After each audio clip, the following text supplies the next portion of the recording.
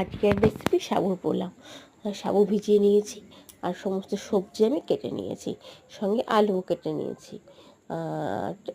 চিনে বাদাম আমি কড়াইতে ভেজে নিচ্ছি। তারপরে একটু শুকনো লঙ্কা, তেজপাতা, গোটা গরম মশলা ফোড়ন দিয়ে আমি এই সবজিগুলোকে ভেজে নিচ্ছি। এর মধ্যে হচ্ছে গাজর, ক্যাপসিকাম, বিনস, আলু সব রকম সবজি দেওয়া যেতে পারে। তো সবজিগুলোকে ভালো করে ভেজে নেব আমি। ভেজে নিয়ে যে ভেজে রাখা চিনিবাদামগুলো সেগুলোকে আমি অ্যাড করে দিয়েছি। তারপরে আবার আমি ভালো করে ভেজে নিচ্ছি।